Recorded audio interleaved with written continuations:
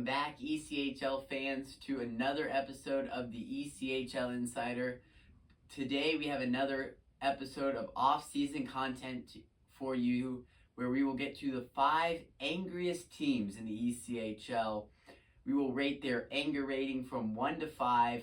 But before that, tons of ECHL news to get to. In fact, 4 new coaches to tell you about. So let's just start from the top. The Rapid City Rush have named Dave Smith as their new head coach. Smith, by no means new to coaching and being behind the bench of a hockey team. 27 years of NCAA D1 hockey coaching experience. He's coached over 700 collegiate games. Very, very well versed in coaching. So I think this is a great hire for Rapid City. Just the big question, obviously, is Smith has to make the transition from the college game to the pro game. It's very different, right? So you got to, with just player contracts and expectations in some sorts, it's a big, big ask to make that transition. I think he's well prepared, though, to do it. He'll have a great staff around him in the Black Hills. So really excited to see Dave Smith take over in Rapid City with a great staff and support system around him and a great locker room, honestly. I think they've already showed that they're already starting to assemble a great roster there in Rapid City. Up next, these were the big shoes to fill. The head coach of the South Carolina Stingrays, and those shoes were filled by David Warsofsky. If that last name sounds familiar, it's because Ryan Warsofsky is the former Stingrays head coach and right now the current head coach of the NHL San Jose Sharks. So his younger brother David takes over the bench for South Carolina. Pretty cool to see the younger brother take over the job of the older brother. And a lot of expectations in South Carolina. We've talked about it before. Brabham Cup eliminated in first round. This is a fan base, this is a team that's always expected to be there every single year.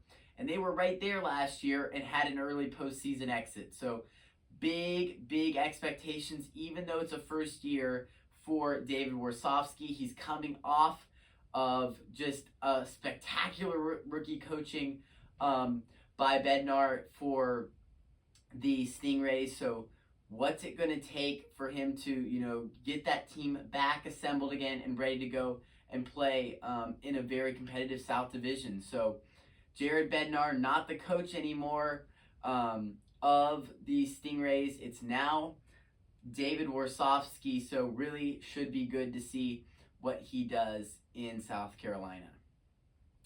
Next, the Utah Grizzlies announced John Buchanan as the new head coach. And a franchise that was been going the wrong direction, right? Missing the playoffs 2 consecutive years, and last year wasn't even close. They were at the bottom of the league for really the entire season. So this is a franchise that needs new breath in the locker room, needs just a whole new energy, and I think he'll be ready to bring that. He has a lot of experience in all facets of the hockey game. He actually founded the Prospect Exchange, which is an analytics program to evaluate talent. So he knows how to do that, which is big to be the GM and head coach of a team. And he has a lot of coaching experience in tons of different leagues at professional levels. So should be really, really good hire for Utah. But it's going to take a lot, right? That's a franchise that's down right now. It's going to take a lot to get them back and ready to compete in an 8-man division in the Mountain Division.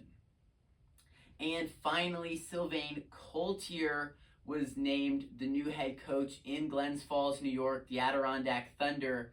And that is a very popular name in Glens Falls. He played over 200 games with the Adirondack Frostbite back in the 90s, 148 points in Adirondack with the Frostbite. So he is definitely a hometown name for way back in the good old days for Adirondack, a hockey city. So they'll be great to bring back a popular name there, but now coaching. So again, Adirondack's a team with a quick fall off last year, last place in the North. So we will see how he does with the first year behind the bench in Glens Falls. Well, now some special content for you in the offseason. We have 5 teams that we are going to talk about who are the angriest teams in the ECHL. We will explain why they have their frustrations, and we will rank them. We will rate them between an anger scale of 1 to 5, 5 being the most angry of these teams. So let's get it started with the Adirondack Thunder. In fact, we put them on the anger scale at a 2.5. And this was a team that last season made it to the Eastern Conference Final, right? They were like kind of a Cinderella, you could say, a little bit from just their history in the previous seasons. They went from barely making the playoffs to making all the way to the Eastern Conference Final, and then this season, not even making the playoffs and being last place in the North Division. Really just a huge fall off for this team. It resulted in a coaching change. We just talked about that. And so big disappointment last season for Adirondack. It was a team that, around Christmas time we were saying, okay, what's wrong with these guys, right? There's been a lot of roster turnover, but the same coach, can they get together? And then just the second half of the season did not go the Thunder's way at all. So, in the sense, though, you have to think new coach, right? Just new energy into that locker room. That's really what Adirondack's going to be looking for. But they're pretty frustrated right now after going to the Eastern Conference Finals and not making the playoffs last year. Up next on the anger scale is the Idaho Steelheads. We put them at a level 3 of anger. They are a team that has just really throughout their history been expected to compete in this league, go into deep playoff runs, win Kelly Cups. I mean, they're there year in and year out, but this last season they didn't make the playoffs. And it was a playoff race all the way to the final week. We talked about that. If you didn't see that, go back and watch that. I had a lot of playoff race implications to memorize for that episode. It was crazy, but the final week of the regular season, they have 3 home games against the Kansas City Mavericks, and they don't win one of them. They only get 1 point. So that was not enough to get them into the playoffs, and really disappointing.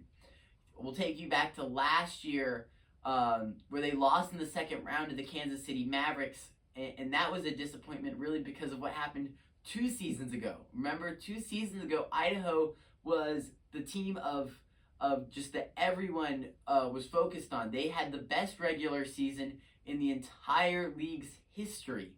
They made it all the way to the Kelly Cup Finals, where they were then swept by the Florida Everblades 4-0, and just a huge question mark around this whole franchise. How does that team, who nobody could really compete with, even in the regular season and playoffs, they roll all the way to the finals and then get swept? It was just a shocking ending 2 seasons ago to the Steelhead season. And then last season, they go out in round 2 to a Mavericks team that won the Brabham Cup and went to the finals and lost to Florida. So it was, just disappointing. Just disappointment after disappointment these last 3 seasons, making the finals, losing. Then last year, you go out in round 2, Mountain Division Finals. And then this year, you don't make the playoffs. So really disappointing. If they would have made the playoffs, they would have had a chance at a rematch with Kansas City from last season and the team that they played at the end of this year's regular season. So that would have been a dandy of a playoff series, but they just ultimately ran out of gas at the end of the regular season. So definitely a lot of frustration in Idaho, but Everett Sheen and this coaching staff is expected to get these guys back into another deep playoff run. They are expected to be a team that their opponent has to circle their name on the calendar when they're going to play them, because they're a hard opponent. That's their expectation in this league. Idaho's a hard opponent. You have to prepare for them. So we will see if Everett Sheen's able to get his guys back into that type of mentality and have them making a deep playoff run next season. Up next, the Jacksonville Icemen. We put them at a level 4 on the anger scale. And 4 is just not a good number in Jacksonville. 4 consecutive seasons they've been eliminated to their rivals, the Florida Everblades. 2 of those seasons in the South Division Final, and the last 2 seasons in the first round of the playoffs. Let's take you back to last year, right? It's 3-2 on Jacksonville. the series is in Florida for Game 5. They can wrap it up and have handshakes in Estero if they win Game 5. They ultimately don't win Game 5, but then you have Game 6 and 7 in Jacksonville to knock off, at that time, the back-to-back champions. And they lose both, including a 4-0 shutout in Game 7 on home ice. That was just heartbreaking for Jacksonville. That's when the anger scales all the way up, pretty much. And then this year, another good regular season. Another season where you played in-state rivals, Florida and Orlando, very, very well. And again, playoffs come around, and it's 4-0 in the first round. All 4 of those games ended in overtime. All 4. That's the only time in league history that an opponent has been swept with 4 overtime games. The Everblades did it to the Icemen. And that's why they are just tons and tons of frustration right now in Jacksonville. Just every year you have a great regular season, you're ready to make a postseason run, and then you just hit that stone wall down south, and that's the Florida Everblades for them. So really, for Jacksonville in their franchise, they're 2-0 again in the playoffs against teams not named Florida Everblades, and 0-4 against the Everblades. So just so frustrating for Jacksonville. They'll look to have better fortunes in this next season. Up next, the Toledo Walleye. We put them at a level 5 out of 5 on the anger scale. And why is that? Well, the last 5 seasons, they've made the conference final. We talk about Idaho being in it every year. Toledo's definitely in it every year. Every single year, season in, season out, Toledo is competing for Kelly Cups. That is the expectation for sure in Toledo, and that's what they do. The last 5 seasons, they made the conference finals. 3 out of those 5, they made it to the Kelly Cup finals and lost. This season, we'll talk about, they go up 1-0 to Trois-Rivières and then lose the next 4. I mean, just so deflating. But 3 Kelly Cup final losses in 5 years, that's unheard of.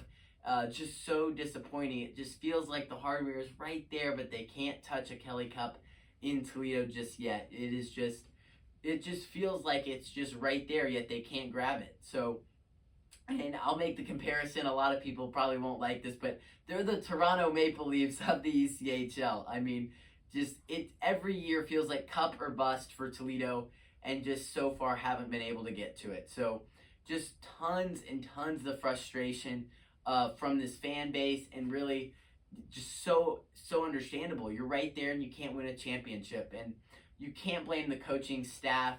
Pat Mickish, 2 seasons, he's brought him to a conference final and then a Kelly Cup final. I mean, Pat Mickish was the right hire in Toledo. People cannot go saying that you should fire Pat Mickish.